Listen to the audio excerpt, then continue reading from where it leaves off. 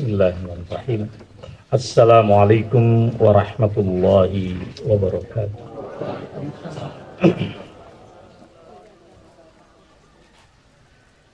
Alhamdulillahirabbil alamin. Wa bihi nasta'inu ala umuri dunya waddin. Wassalatu wassalamu ala Rasulillah Nabiyyina Muhammadin habibina wa qaidina wa qurrati a'yunina wa ala alihi wa sahbihi wa man istaqama ala tariqihi wa ittiba'i sunnatihi ila yaumiddin, amma ba'd. Alhamdulillah ya sekalian, kita bisa meneruskan pengajian Jumat pagi. Mudah-mudahan selalu sehat dan tidak turun hujan. Kalau hujan berkah insyaallah. Ya, selawat dan salam kita sampaikan kepada junjungan kita, kekasih kita, teladan kita, Nabiullah Muhammad sallallahu alaihi wasallam beserta keluarga beliau, para sahabat dan seluruh umatnya yang senantiasa istiqamah menjalankan ajaran dan istiqamah di atas dinul Islam sampai hari kiamat. Nah, ini terjemah muqaddimah yang biasa didengar di khutbah-khutbah. Terjemahnya kayak gitu. Jadi selawat dan salam juga kepada kita. Jadi kita mendoakan diri kita sendiri. Nah, jemaah sekalian yang saya hormati, nah saya baca kitab yang biasa menjadi kesukaan Ustaz Denis pada masa hidupnya. Itu beliau suka tema-tema yang seperti ini. Judulnya Al-Ibadat Al-Qalbiyah wa Atharuha fi Hayatil Mu'minin. Ibadah qalbu dan jejaknya atau pengaruhnya. Ya, asar itu jejak sebetulnya. Ibadah qalbu dan jejak yang ditinggalkannya di dalam kehidupan orang-orang yang beriman. Jadi ada al-ibadat al-qalbiyah. Berarti kalau ada al-ibadat al-qalbiyah, ada al-ibadat al-jasmaniyah kan. Ada ibadah yang sifatnya fisik atau jasmani. Nah, jemaah sekalian yang saya muliakan, di antara penjelasan yang dapat kita baca di kitab-kitab, al-qalbu yadullu ala khalisi syai'in wa syarifi. Ya. Yang dimaksud dengan qalbu itu menunjukkan pada sesuatu yang sangat bersih, ya, bening dan sangat mulia. Itu kalau dalam diri manusia, konon yang sangat vital itu jantung. Sehingga jantung itu tidak mengenal masa istirahat. Jadi bagi teman-teman kita di dunia medis, itu disebut dengan jantung. Maka jantung bahasa Arabnya juga al-qalbu. Nah, ketika saya mengurus seorang jenazah di Mekah dulu, karena meninggalnya mendadak, maka tertulis dalam bahasa Arab sababul maut, pasti ajal ya. Sebab kematian (2) tawaqquful qalbi, jantungnya berhenti. Itu sebabnya. Jadi tawaqquful qalbi, jantungnya berhenti. Mengapa jantung disebut dengan qalbun? Karena itu organ yang sangat penting di dalam jasad seorang manusia. Nah, oleh karena itu, dalam konteks ini, ketika kita menyebut qalbul insan, qalbunya seorang manusia, li'annahu akhlasu syai'in fihi wa arfa'uhu, karena dia sesuatu yang paling bening, yang paling autentik, yang paling jernih, dan yang paling mulia pada diri seorang muslim.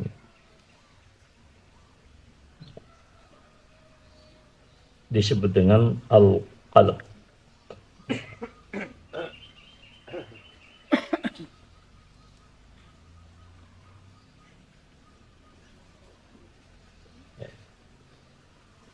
Di dalam hadis, ya, nanti hadisnya belum sampai ke situ. Dijelaskan juga oleh para ulama kita, di antaranya al-qalbu latifatun rabbaniyatun laha bihadzal qalbil jasmani ta'allukun wasiqun. Suatu kelembutan ilahiyah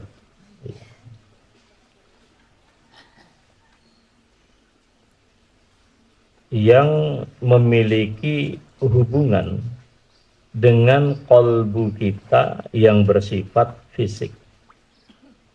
Tidak perlu bertanya Allah itu ada di mana. Allah itu berada di ketinggian yang tidak akan pernah dijangkau oleh siapapun. Jadi kalau dikatakan Allahu fis sama, bukan langit yang kita lihat ini. Karena kita lihat ini batas pandangnya. Tapi tentu tempatnya adalah sangat tinggi. Ya tinggi bagi kita ya atas. Nggak mungkin kita mengatakan tinggi di bawah kaki, itu tidak mungkin. Itu tidak terjangkau.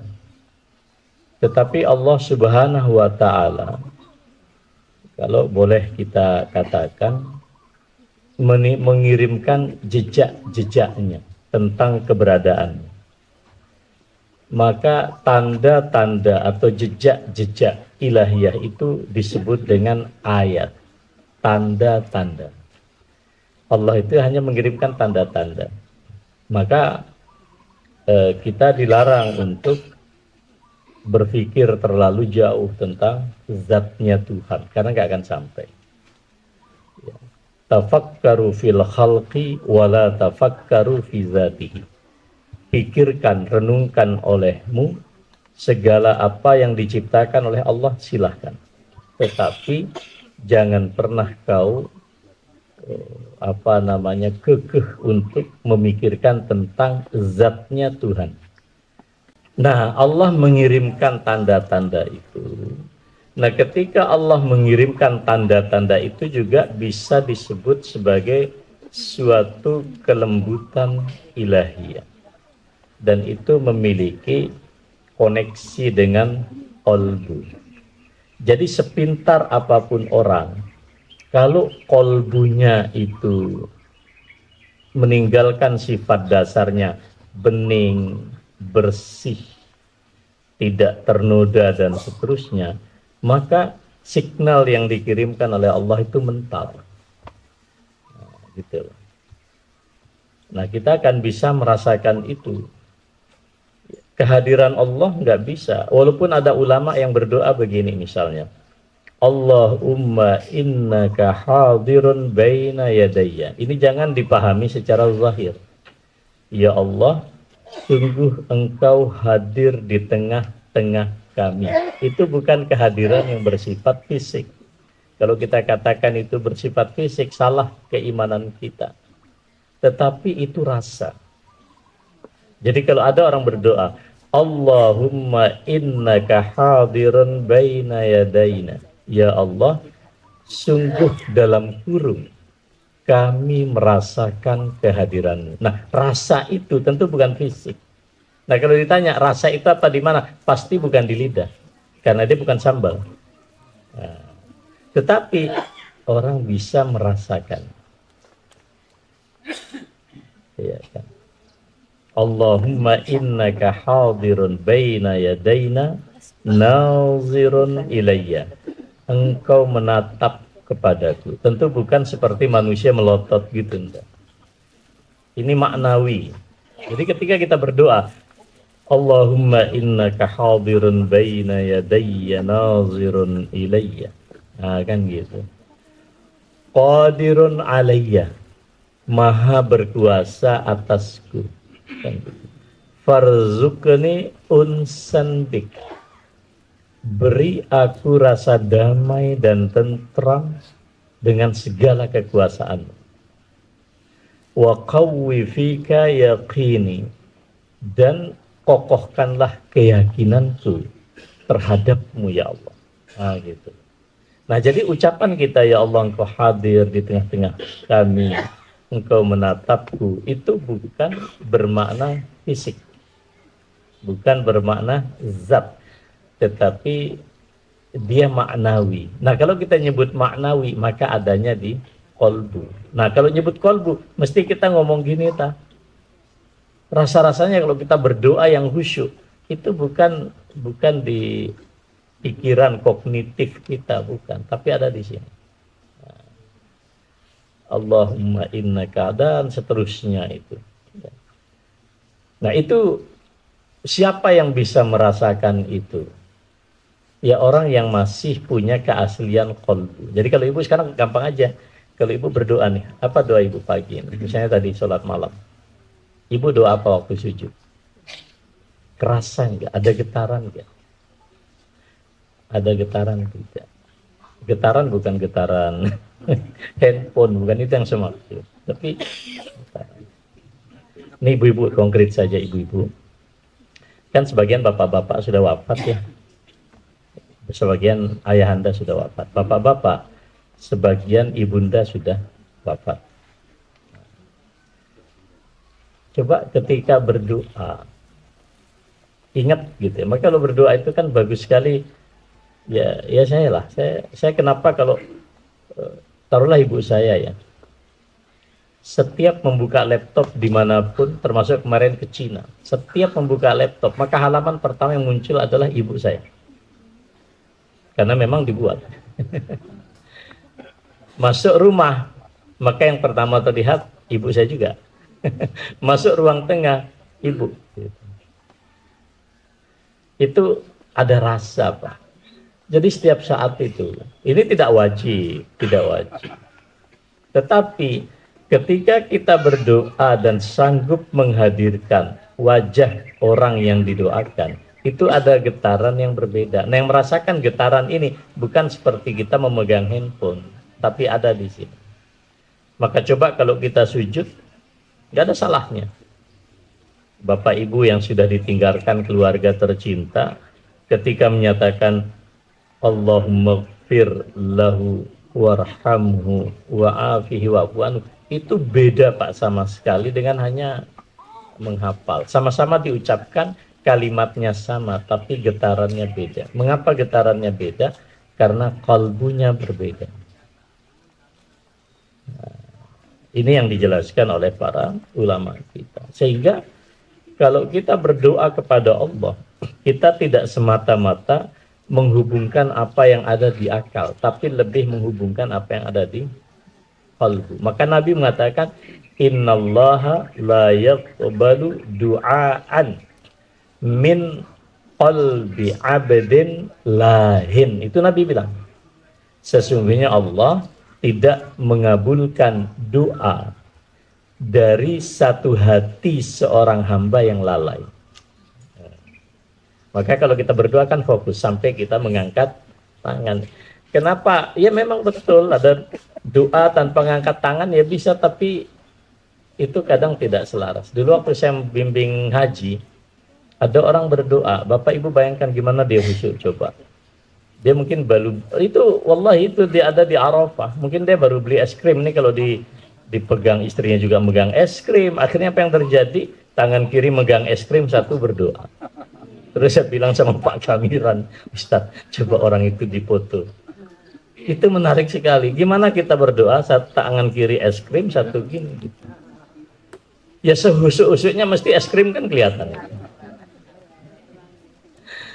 Mesti rasanya beda tuh. Tapi itu terjadi biasanya kalau orang wukuf di Arafah itu. Makanya Nabi ketika wukuf di Arafah, doanya itu ketiak beliau, termasuk di Multazam. Itu sampai kelihatan itu, putih ketiak beliau itu. Saking tingginya. Jadi semakin menjelang hari matahari terbenam, semakin ekspresif doanya Nabi. Jadi kami kalau membimbing doa, biasanya pas siang Arafah itu di tenda, nanti biasanya kalau sudah jam berapa kami ajak keluar. Kan tidak mungkin juga ngajak orang sepanjang waktu itu, tapi itu yang kita lakukan.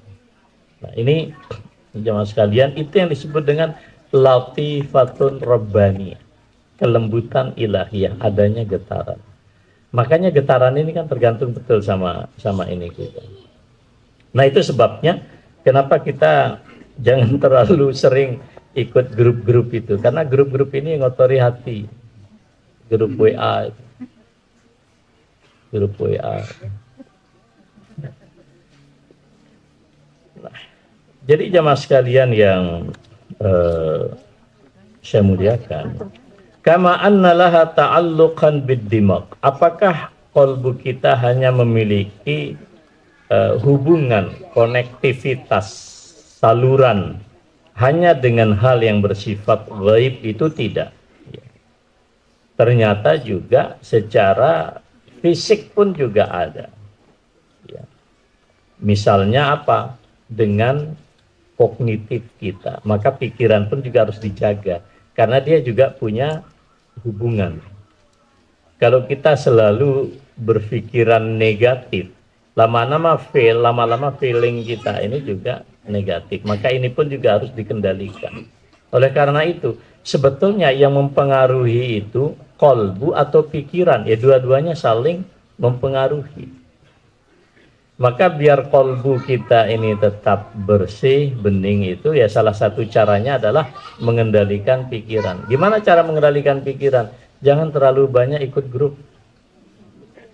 Udah itu saja. Sederhana saja. Gak usah terlalu banyak buka. Ya kadang kita kalau keluar grup dibilangnya sombong. Akhirnya apa yang terjadi? Kerja kita cuma menghapus. Jujur aja. Di jemaah kita semua apa aja nggak ada urusan dimasukkan. Itu ada loh, nggak tahu di jemaah kita ini ada itu yang suka gitu. Wah sampai berpuluh-puluh dikirim. Ya mohon maaf saya nggak baca. Jadi ngapain juga itu. Jadi ini penting karena antara pikiran dan kolbu itu juga saling mempengaruhi. Nah jamaah sekalian yang saya muliakan,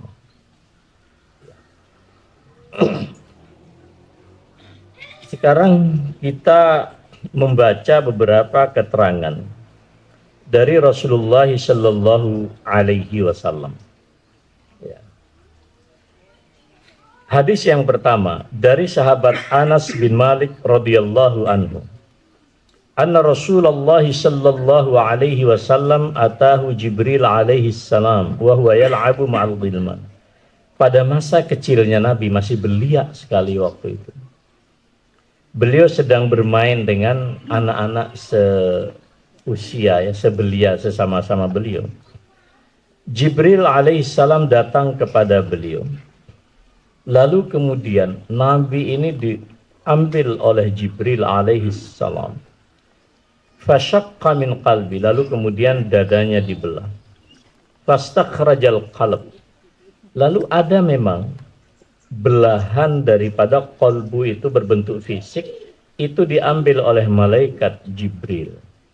Nah, itu berbentuk daging, segumpal daging. Ya, ini fisiknya.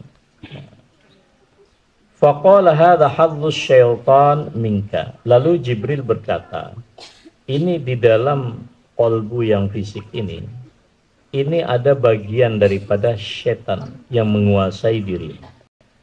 Tsumma ghasalahu fi tistin min zahab. Kemudian Jibril alaihissalam mencuci, ya, membilas fisik kolbu sang nabi itu di dalam bejana yang terbuat dari emas, bima Zamzam, dengan air Zamzam. Nah, lalu kemudian ya, dibilas sedemikian rupa, dibersihkan, disterilkan gitu ya. Lalu kemudian dikembalikan oleh malaikat Jibril kembali ke tempat semula, yaitu ke dada sang nabi. Nah, dadanya itu ada di sebelah kiri memang. Nah, kemudian Anas bin Malik mengatakan, waqad kuntu ara atharu dzalikal mikhyat fi sadrihi. Dan sungguh aku, kata Anas bin Malik, pernah melihat ada bekas jahitan pada dada Nabi Muhammad sallallahu alaihi wasallam.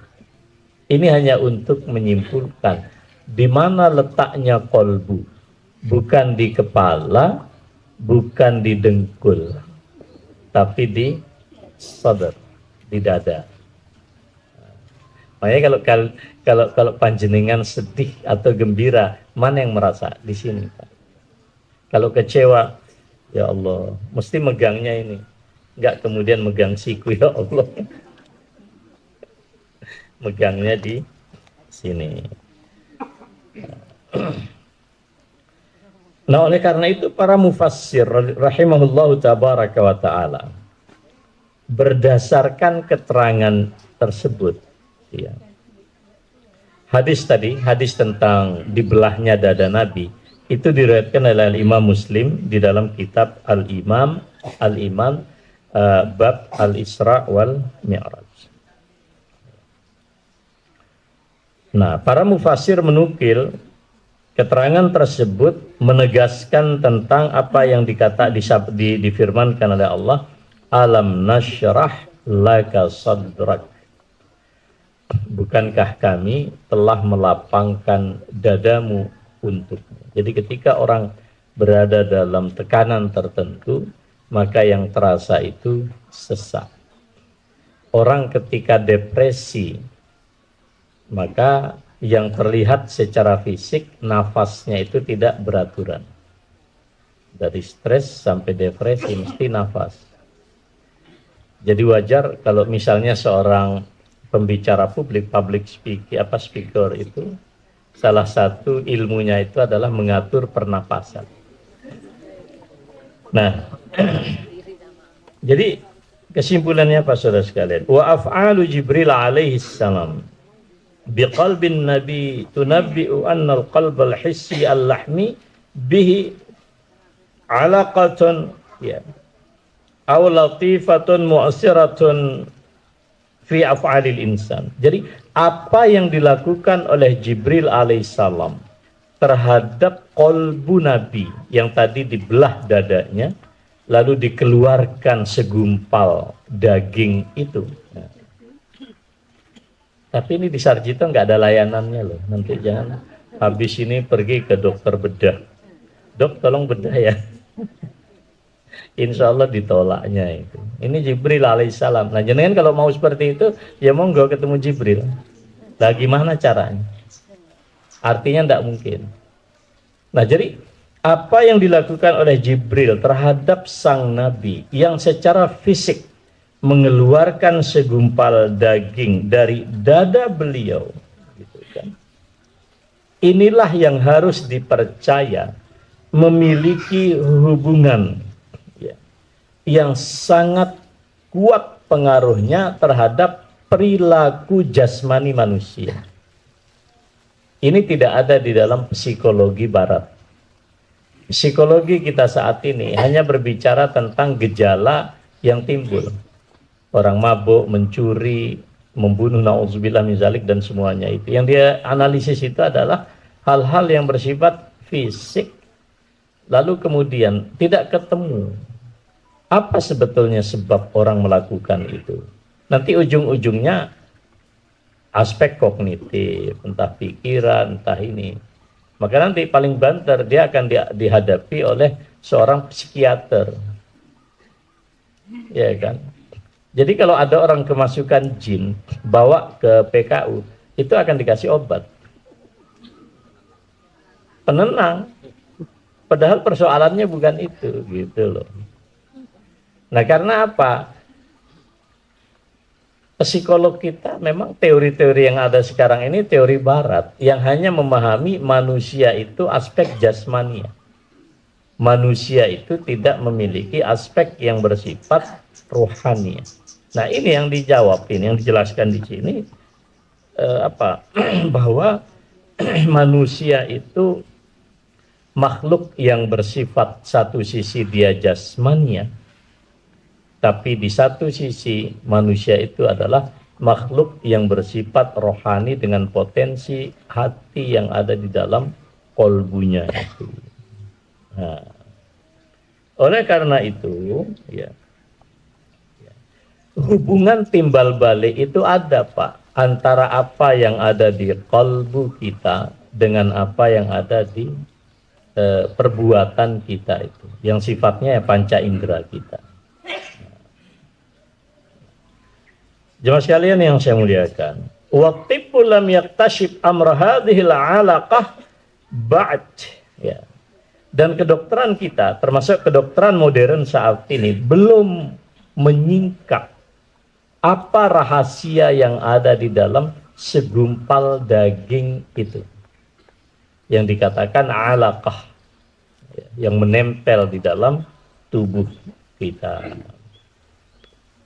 Nah, wa adamul wujdan laisa dalilan ala adamil wujud. Nah, dan ketidaksanggupan kedokteran modern untuk menyingkap apa sesungguhnya hakikat yang paling dalam di dalam kolbu seorang manusia, itu bukan menjadi bukti bahwa itu tidak ada, hanya dia belum menemukan.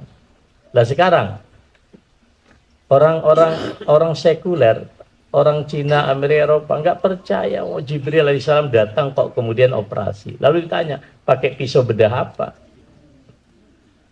Teknologi itu dahsyat. Loh, kemarin hari apa ya, si Azam itu kan khitan. Saya baru tahu loh, Bu Depuni itu ternyata ada lem kulit ya. Karena dulu kakaknya itu jahit beneran, masih berdarah. Sekarang itu sama sekali nggak ada darah, belas nggak ada. Dan ya itu pun dijahit satu titik itu karena ternyata walaupun tidak seperti kakaknya, ada apa, pemosis namanya itu, yang sangat di ujungnya itu saja. Selebihnya itu pakai lem, bayangkan. Baru tahu saya. Kita kan pahamnya Alteco, Pak. Kita pahamnya Alteco. Enggak, saya ingin mengatakan, loh, kok ada orang meragukan Jibril alaihissalam.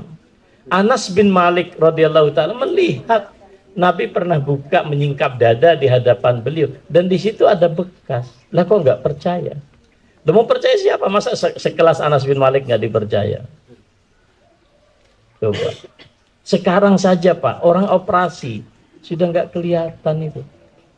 Teknologinya sangat luar biasa. Lah zaman kakaknya Habib dulu khitan masih pakai jahit, saya lihat benang sendiri kok. Dan habis itu benangnya diambil lagi. Harus, sekarang nggak ada. Nggak ada. Baru ngerti saya itu ada lem. Ini lem, Pak. Warnanya biru. Jadi bukan Alteco loh, Pak. Coba. Canggih betul, Pak. Lah Allah kok diragukan? Sekarang aja ditemukan. Jadi jamaah sekalian, orang yang meragukan itu biasanya memang kurang ngopi memang itu. Dan saya kurang ngopi, harus ngopi itu. Kalau di sini teh. Jadi akan terus akan terurai nanti. Nah, oleh karena itulah, Bapak sekalian, jadi janganlah terlalu percaya dengan teknologi yang sekarang apa. Enggak usah kita terlalu apa.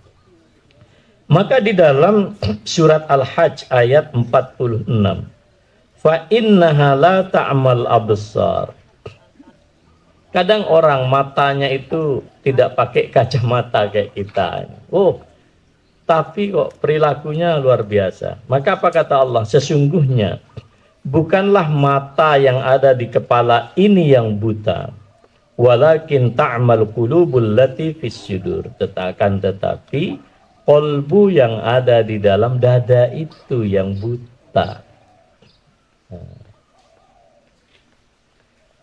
Suami bertanggung jawab menafkahi istri sesuai dengan kemampuannya. Lalu ada suami kerjanya main game tok gitu loh. Ya kan. Nanti istrinya terlambat kasih makan, kasih minum marah. Habis itu KDRT. Padahal sarjana, ijazahnya cum laude. Di kantornya kadang profesional, tapi kok di rumah kayak begitu. Kan banyak orang begitu. Di instansinya dia leader. Dia dikagumi oleh semua bawahannya. Tapi di rumah KDRT, misal nauzubillah. Nah ini sebetulnya yang buta itu apa? Bukan mata, Pak. Qalbu. Ada istri, kata Nabi, ini kata Nabi loh Bu ya, bukan kataku loh ya. Kata Nabi, perempuan itu kalau dikasih, dia minta 10, suaminya ngasih 9. Yang diingat 1 yang nggak dikasih itu. Yang ngomong Nabi loh. Jangan saya. Nanti kalau saya ngomong dibilang nggak sensitif gender. Betul apa betul Bu? Wah, satu orang ngomong itu jadi. Jadi kata Nabi, perempuan kalau minta 10 permintaan, 9 permintaan dikasih, yang diingat 1 yang nggak dikasih.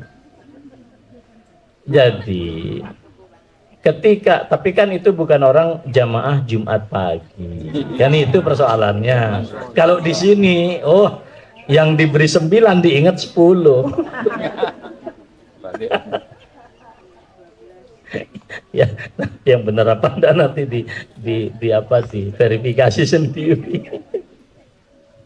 Jadi Nabi mengatakan banyak sekali ahli neraka dan umumnya banyak perempuan. Nah, ketika ditanya sebabnya, bukan karena perempuannya, perilaku. Jadi banyak orang salah paham hadis, dikira hadis, bukan. Yang di garis bawahi Nabi itu bukan jenis kelaminnya, tapi karena karakteristik. Apa itu? Perilaku. Apa itu? Yakfurnal ashir. Mereka tidak pandai berterima kasih kepada suami. Nggak percaya? Tanya Nabi sana. Tapi kan itu di sana bukan di sini. Nah itu sama aja lah dengan kita bapak-bapak. Coba ilmu kita seberapa, ternyata laki-laki banyak masuk surga persoalan sepele, bukan musyrik. Nggak bener pipisnya ketika beristinja. Makanya saya bilang cerita kemarin di Cina itu. Kalau bapak ingin paham betapa indahnya Islam, pergilah ke Cina itu. Cina itu luar biasa itu. Kalau lihat fisik Pak, masuk di fasilitas umum, luar biasa indah, dikasih bunga, tapi baunya nggak keluar. Kenapa? Karena mereka bersuci tidak menggunakan air.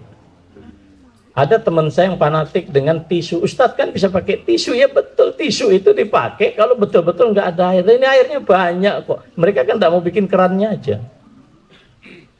Ya, kan? Semuanya pakai sistem digital.